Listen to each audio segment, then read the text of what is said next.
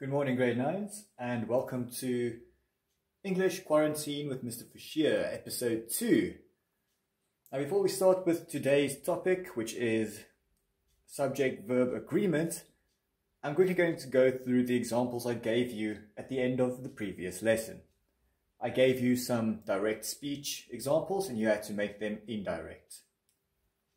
Number 1, Iron Man says, "I lost my suit today." Now, if I have to change this to indirect, you can see on the board, Iron Man says that he lost his suit today. Something to focus on. Your reporting verb. It is in the present tense, so I only have to change my pronouns, which is he. So I has changed to he, and my changed to his.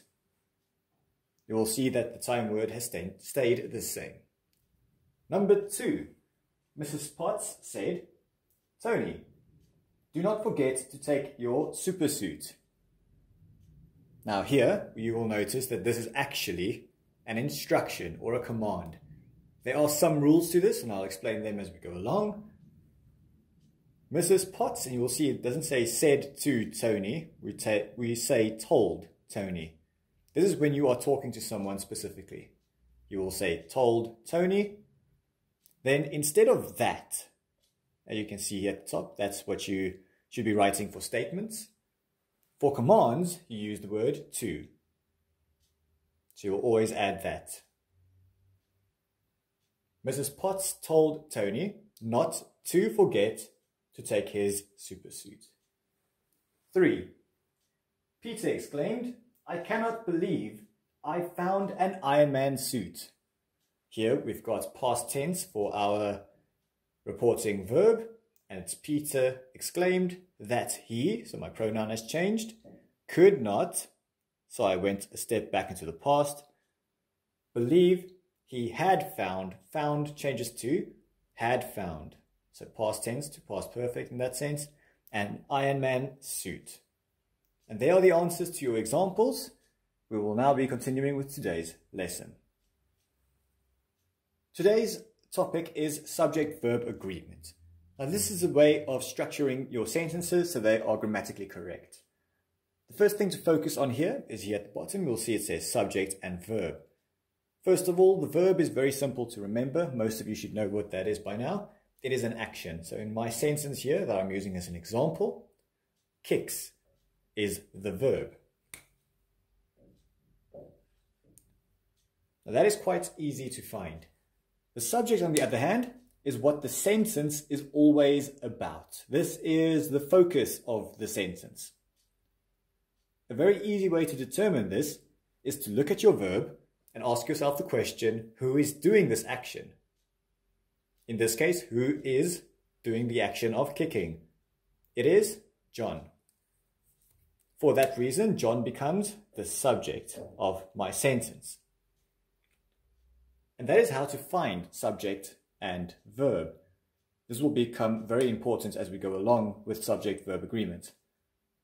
Now, before I continue with what the main rule is to subject and verb agreement, let's quickly talk about singularities and plurals. So if something is singular, it means there's only one of it. In this case, we've only got one John, which makes it singular. Plural, on the other hand, is when there's more than one thing. So this consists of more than one subject in a sense. Now, looking at our sentence over here, we'll see that John kicks a ball. And you will notice this S over here. And this brings me to the basic rule to subject-verb agreement. All singular subjects will get singular verbs. Also, all plural subjects will get plural verbs. And that is what the S here is doing. It is showing you the verb taking the singular form. Why is it taking the singular form? Because there's only one John. Okay, so that's the easiest way to explain this. If I have to, let's take this out, and this out as well. If I change my subject to a plural, like the men, Now I cannot use kicks because that is a singular form of the verb. What I would have to do is take the S out to make it the plural form of the action. The men kick a ball. And that is the only rule that really matters when it comes to subject-verb agreement. But as you will see soon, this can become more complicated. So one of the first things that people do get confused with quite often is when you've got a subject followed by the word of, and then a phrase that adds more to the subject. In this case, let's take the first sentence I've got here, the smell of flowers, and then I'm going to add is or are here. Is for singular things and are for plural things. Most people make the mistake of using are because they see the word flowers. And yes, flowers here is plural, but that is not my subject. The subject is the smell. That is what my sentence is all about. So this rule states the following. Whenever you've got a subject followed by the word of, plus something that adds to your subject, always use the subject in the front. So here we've got smell, to decide if this should be singular or plural. So in this case, we've got smell, which is singular. That means my verb should be singular as well. So is the correct auxiliary verb to use here because it is also indicating singular. There are a couple of exceptions to this rule, and specifically with the word a lot. So a lot is indicating a quantity in this case, and what happens when you find this word, the rule changes, becomes the inverse of the rule. So in this case, you will look to whatever is after the word of. In this case, we've got pie, which is singular. So singular means I need to add is. So a lot of pie is missing. If I make this plural, like here at the bottom, so a lot of pies, then I would use are. But as I said, this is the exception. Generally speaking, if you see of, always look to the word in front of it or the subject in front of, and use that to determine if your verb should be singular or plural. The next thing where people tend to get confused is when a sentence includes one of the following things. Or, either plus or, neither plus nor. So when a sentence includes things like that, you will always go with the noun that is closest to your verb. So closest to your verb to indicate if the verb should be singular or plural. So using the example below, we've got neither the plates. So the plates is one noun, it's a thing, nor the bowl. So they are my two things, my two nouns, but which one is going to influence the verb? As you remember from the rule here, you'll see closest. So my verb is going to be written here, which means the bowl is closest to it. And for that reason, we look at the bowl, we see it's singular, and that means I have to take the singular form of the word go, which in this case is goes. Goes. So neither the plates nor the bowl goes on that shelf. If this sentence was changed,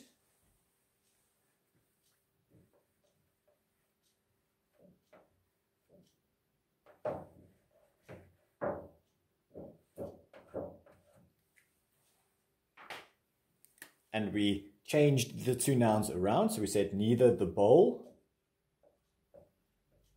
nor the plates. Now I have to choose again between go and goes, and I ask myself the question, which noun is closest? And it is plates.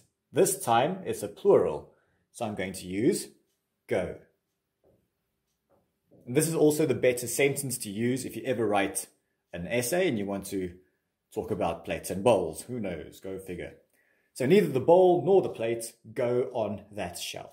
Just remember with this rule that you have to use the noun closest to the verb to determine if the verb should be singular or plural, and only if these words are in there. Here we've got neither, there we've got nor. Next, we have a different rule. This one states, the verb in any sentence that includes one of these, as well as along with, others also like including. All of those sentences agree with first noun, with the first noun. That's bad language, but you'll get the point when I explain it. So in this case, if you find these words, these phrases in your sentences, you must go with the first or the initial verb, noun, the initial noun, in order to indicate if your verb should be singular or plural. Let me explain that in a better way by using the little example I've got here.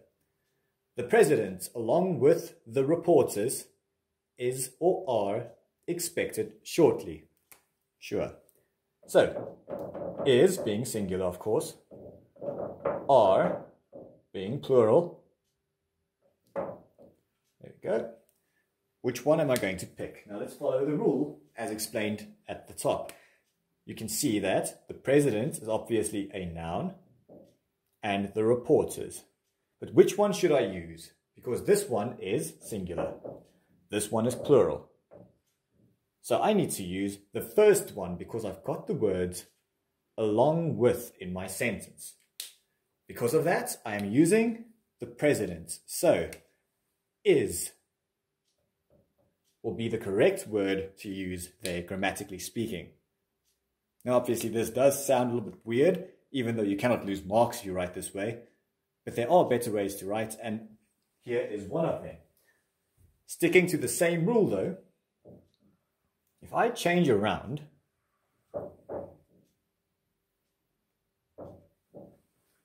the reporters and the president, so the reporters along with the president,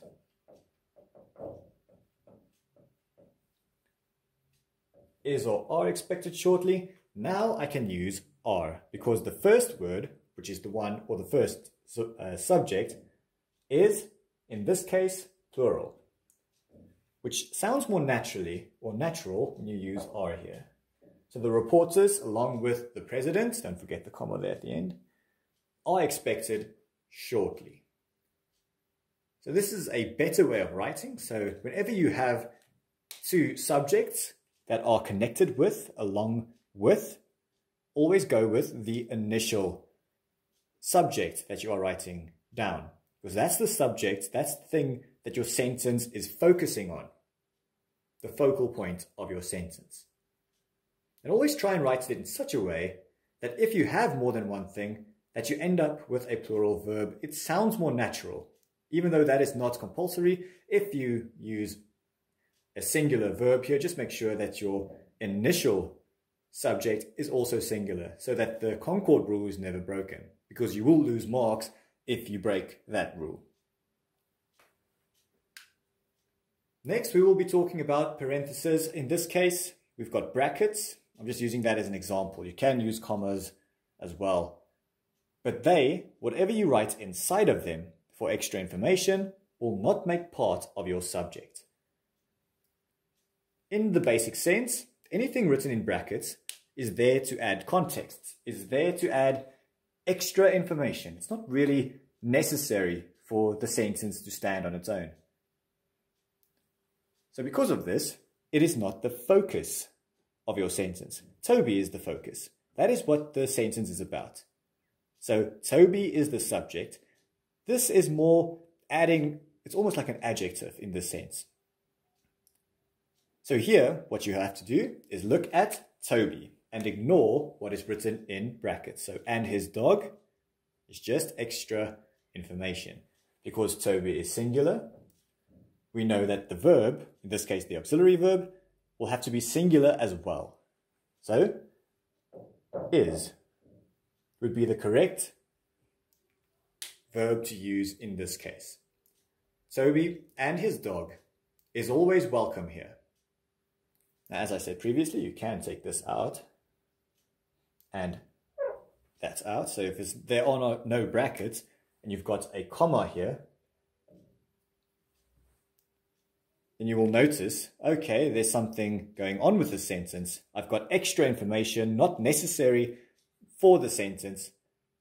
And for that reason, you know it is a parenthesis. You are just adding information here. So we still only care about Toby in this sentence.